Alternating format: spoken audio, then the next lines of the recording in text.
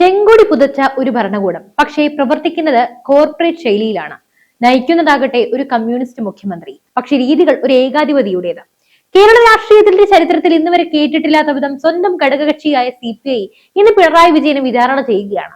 ഇത് കേവലം ഒരു തിരഞ്ഞെടുപ്പ് തോൽവിയുടെ അവലോകനമല്ല, മറിച്ച് കേരളം കെട്ടിപ്പടുത്ത ഇടതുപക്ഷ മൂല്യങ്ങളെ പിണറായി വിജയൻ എന്ന വ്യക്തി തന്റെ അധികാര ഗർഭ കൊണ്ട് എങ്ങനെ തകർത്തെറിഞ്ഞു എന്നതിന്റെ കൃത്യമായ രേഖയാണ്. ഇടതുമുന്നണിയെ പിണറായി കുളം തോണ്ടിയോ? കേരളം എന്ന സംസ്ഥാനത്തെ അദ്ദേഹം നാശത്തിന്റെ വക്കിലേക്ക് എത്തിച്ചോ? CPI സംസ്ഥാന കൗൺസിൽ റിപ്പോർട്ടിലെ ഓരോ വരികളും വിരൽ ചൂണ്ടുന്നത് പിണറായി വിജയൻ എന്ന ക്യാപ്റ്റന്റെ വീഴ്ചകളിലേക്കാണ്. വെറും വീഴ്ചയല്ല, ഒരു ഒന്നൊന്നര വീഴ്ച. രണ്ടാം പിണറായി സർക്കാരിന്റെ തുടക്കം മുതൽക്കേ കേട്ട വിശേഷണമായിരുന്നു ക്യാപ്റ്റൻ. എന്നാൽ ആ ക്യാപ്റ്റൻ ഇന്ന് കപ്പലിലെ സഹയാത്രികരെ പോലും ശ്വാസം മുട്ടിക്കുന്ന ഒരാളായി മാറിയിരിക്കുന്നു. CPIയുടെ റിപ്പോർട്ടിൽ ഏറ്റവും വലിയ വിമർശനം മുഖ്യമന്ത്രിയുടെ ഏകപക്ഷീയമായ നയങ്ങളാണ്. ചർച്ചകളില്ലാത്ത ഭരണകൂടം, മന്ത്രിസഭാ യോഗങ്ങളോ മുന്നണി യോഗങ്ങളോ വെറും പ്രഹസനമായി മാറിയിരിക്കുകയാണ്. മുഖ്യമന്ത്രി മുൻകൂട്ടി നിശ്ചയിച്ച ചില കാര്യങ്ങളിൽ ഒപ്പിടുക എന്ന ജോലി മാത്രമാണ് അവർക്കുള്ളത്. തിരുത്താൻ ആരുമില്ല.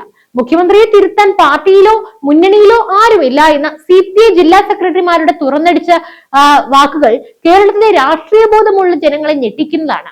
ഒരു കമ്മ്യൂണിസ്റ്റ് പാർട്ടിയിൽ കൂട്ടായ തീരുമാനങ്ങളാണ് വേണ്ടതെന്നിരിക്കെ ഇവിടെ ഒരാൾ മാത്രം കൽപ്പിക്കുകയും മറ്റുള്ളവർ അനുസരിക്കുകയും ചെയ്യുന്നു. AKG സെന്ററെല്ലാം പഴയ കഥയാണ്. ജനപ്രതിനിധികൾക്ക് പുല്ലുവില കൽപ്പിക്കുന്ന മുഖ്യമന്ത്രി ഉദ്യോഗസ്ഥരെ ഉപയോഗിച്ച് ഭരണം നിയന്ത്രിക്കുന്നു. ഇത് ജനകീയ ഭരണത്തിന്റെ അന്തസ്സത തന്നെ തകർത്തു. ഈ രണ്ടാം അധ്യായത്തിലേക്ക് കിടക്കാം. അതായത് ജനങ്ങൾ നൽകിയ ഷോക്ക് ട്രീറ്റ്മെന്റ്. കഴിഞ്ഞ ലോക്സഭാ തെരഞ്ഞെടുപ്പിൽ നേരിട്ട് നാണം കെട്ട പരാജയം, അതുപോലെ തദ്ദേശ തെരഞ്ഞെടുപ്പിലുള്ള പരാജയവും LDFന്റെ അടിത്തറ ഇളക്കിയിരിക്കുന്നു. ഇതിന്റെ കാരണങ്ങൾ തേടിപ്പോയി CPI എത്തിച്ചേർന്നത് മുഖ്യമന്ത്രിയുടെ ധാർഷ്ട്യത്തിലാണ്. കേരളത്തിൽ ഇത്രയധികം ഭരണവിരുദ്ധ വികാരം ഇതിനു മുമ്പ് ഉണ്ടായിട്ടില്ല. പെൻഷൻ മുടങ്ങിയതും വിലക്കയറ്റവും സാധാരണക്കാരന്റെ ജീവിതം ദുസ്സഹമാക്കിയതും വർഗീയ പ്രീണനങ്ങളും അതുകൂടാതെ കടമെടുപ്പും സർക്കാരിനെതിരെയുള്ള രോഷമായി മാറി. പിന്നെ മുസ്ലിം ന്യൂനപക്ഷങ്ങളെ പ്രീണിപ്പിക്കാൻ നടത്തിയ നീക്കങ്ങളും തിരിച്ചടിയായി. അതേസമയം സാമുദായിക നേതാക്കളുമായി മുഖ്യമന്ത്രി പുലർത്തുന്ന അമിതമായ അടുപ്പം മതേതര വോട്ടുകളിൽ നല്ലപോലെയുള്ള വിള്ളലും ഉണ്ടാക്കി. വിശ്വാസികളെ വെല്ലുവിളിച്ചുകൊണ്ടുള്ള നിലപാടുകളും ഹൈന്ദവ വോട്ടുകൾ ചോരാനായി കാരണമായി. ശബരിമല സ്വർണ്ണക്കൊള്ള, ശബരിമലയിലെ സ്ത്രീ പ്രവേശനം എല്ലാം ഒരു വലിയ മാറ്റമാണ് ഉണ്ടാക്കിയത്. ഇത് CPIയുടെ റിപ്പോർട്ട് അക്കമിട്ട് നിരത്തുന്നുണ്ട്. വോട്ടർമാരെ വിഭജിച്ച് ഭരിക്കാനുള്ള പിണറായിയുടെ തന്ത്രം പാളിപ്പോയി എന്നാണ് CPIയുടെ കണ്ടെത്തൽ.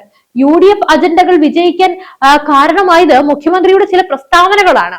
മുസ്ലിം സമുദായത്തെ ഇടതുപക്ഷത്തിൽ നിന്ന് അകറ്റാൻ സഹായിക്കുന്ന തരത്തിലുള്ള പരാമർശങ്ങൾ മുഖ്യമന്ത്രിയുടെ ഭാഗത്തു നിന്നും ഉണ്ടായി. ഇത് പ്രതിപക്ഷത്തിന് വഴി നൽകുന്നതിനും തുല്യമായി. ശബരിമല വിഷയം വീണ്ടും ഉയർത്തിക്കൊണ്ടുവന്നതും വിശ്വാസികളുടെ വികാരങ്ങളെ മുറിപ്പെടുത്തിയതും തിരഞ്ഞെടുപ്പിൽ വലിയ തോൽവിക്ക് കാരണമായി. ജനങ്ങളുടെ വികാരം മാനിക്കാത്ത ഒരു ഭരണാധികാരിക്ക് കിട്ടേണ്ട തിരിച്ചടിയാണ് തിരഞ്ഞെടുപ്പിൽ കണ്ടത്. ഇതൊന്നും ഞാൻ പറഞ്ഞതല്ല, CPI തന്നെ അക്കമിട്ട് നിരത്തിയതാണ്. കമ്മ്യൂണിസ്റ്റ് പാർട്ടികൾ എപ്പോഴും സാധാരണക്കാരന്റെ കൂടെ നിൽക്കുന്നവരാണെന്നാണ് വെപ്പ്. എന്നാൽ പിണറായി വിജയൻ തന്റെ ഭരണത്തെ ഒരു കോർപ്പറേറ്റ് മോഡലിലേക്ക് മാറ്റി. സംസ്ഥാനം കടുത്ത സാമ്പത്തിക പ്രതിസന്ധിയിലൂടെ കടന്നു പോകുമ്പോഴും മുഖ്യമന്ത്രിയുടെ യാത്രകൾക്കും വിദേശ പര്യടനങ്ങൾക്കും ആഡംബര വാഹനങ്ങൾക്കും ഒന്നും യാതൊരു കുറവുമില്ല. ഇത് പാവപ്പെട്ടവന്റെ പാർട്ടിക്ക് ചേരുന്നതല്ലെന്ന് CPI കുറ്റപ്പെടുത്തുന്നു.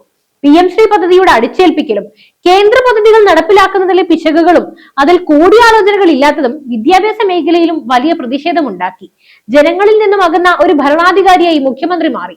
ജനകീയ പ്രശ്നങ്ങളിൽ ഇടപെടുന്നതിന് പകരം പോലീസ് സന്നാഹത്തോടെ മാത്രം പുറത്തിറങ്ങുന്ന, യാതൊരു അഭിപ്രായവും തുറന്നടിക്കാത്ത, യാതൊരു പ്രതികരണവും നടത്താത്ത ഒരു മുഖ്യമന്ത്രിയെയാണ് കേരളം കണ്ടത്. സമൂഹ മാധ്യമങ്ങൾ ഇന്ന് സർക്കാരിനെതിരെയുള്ള പ്രതിഷേധത്തിന്റെ വേദിയായി മാറിയിരിക്കുകയാണ്.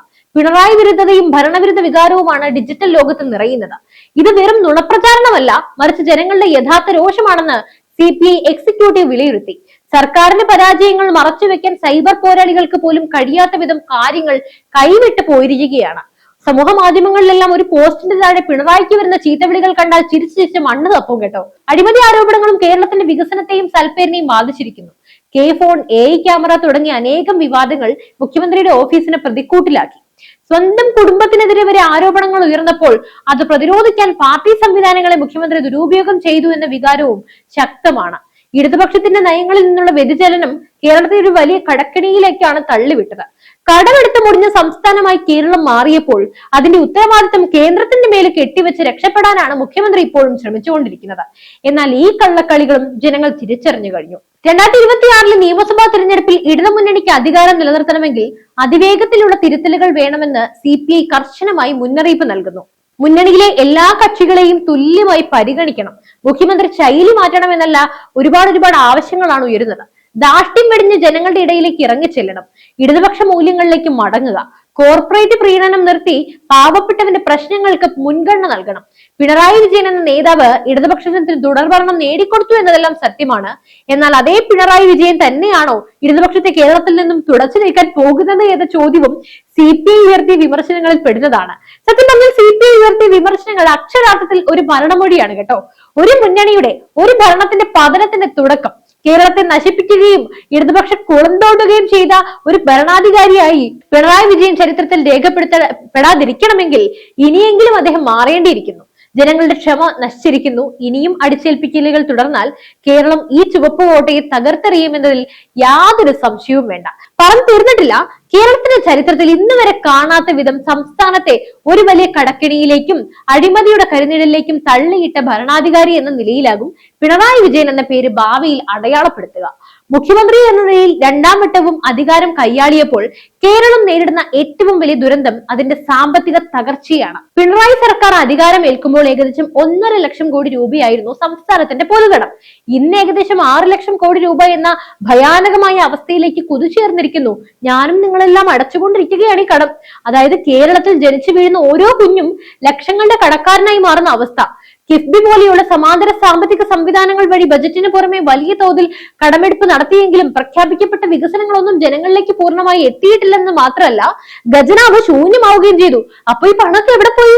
ക്ഷേമ പെൻഷനുകൾ മുടങ്ങുന്നതും സർവകലാശാലകൾക്കും സർക്കാർ സ്ഥാപനങ്ങൾക്കും ശമ്പളം നൽകാൻ പോലും പണമില്ലാത്ത അവസ്ഥയും പിണറായിയുടെ സാമ്പത്തിക മാനേജ്മെന്റിന്റെ പരാജയമാണ് വിളിച്ചോതുന്നത്. കടമെടുത്ത് ദൂർത്ത് നടത്തുകയും ആഡംബര യാത്രകൾക്കും പരസ്യങ്ങൾക്കുമായി കോടികൾ പൊടിക്കുകയും ചെയ്യുന്ന ഒരു ഭരണാധികാരിക്ക് എങ്ങനെയാണ് പാവപ്പെട്ടവന്റെ സഖാവായി തുടരാനാവുക എന്ന ചോദ്യം CPI പോലും ഇന്ന് ചോദിക്കുന്നുണ്ട്. ഇതിനേക്കാൾ ഗൗരവകരമായ വിഷയം മുഖ്യമന്ത്രിയുടെ ഓഫീസിനെ ചുറ്റിപ്പറ്റിയുള്ള അഴിമതി ആരോപണങ്ങളാണ്. മുൻപ് ഒരു മുഖ്യമന്ത്രിയുടെ കാലത്തും ഉണ്ടാകാത്ത വിധം മുഖ്യമന്ത്രിയുടെ കുടുംബാംഗങ്ങൾക്കെതിരെ നേരിട്ട് അഴിമതി ആരോപണങ്ങൾ ഉയരുന്നത് കേരളം അമ്പരപ്പോടെയാണ് നോക്കിക്കാണുന്നത്.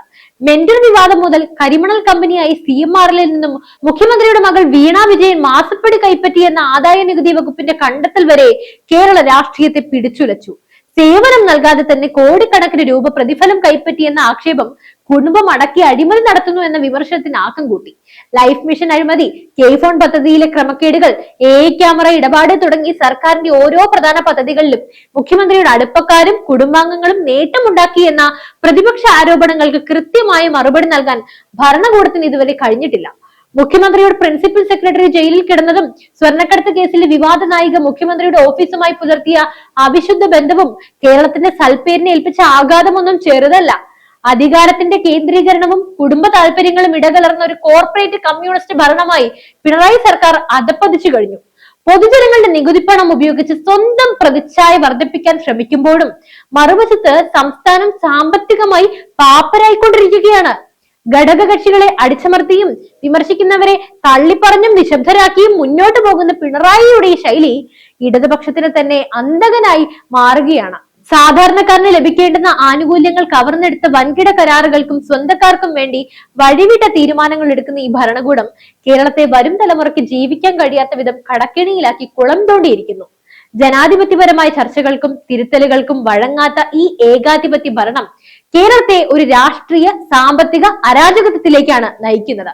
പിണറായി വിജയൻ എന്ന വ്യക്തിയിലേക്ക് അധികാരം ചുരുങ്ങിപ്പോയപ്പോ അവിടെ ഇല്ലാതായത് ഒരു പ്രസ്ഥാനത്തിന്റെ മൂല്യങ്ങൾ മാത്രമല്ല, മറിച്ച് ഒരു ജനതയുടെ മെച്ചപ്പെട്ട ജീവിതം കൂടിയാണ്.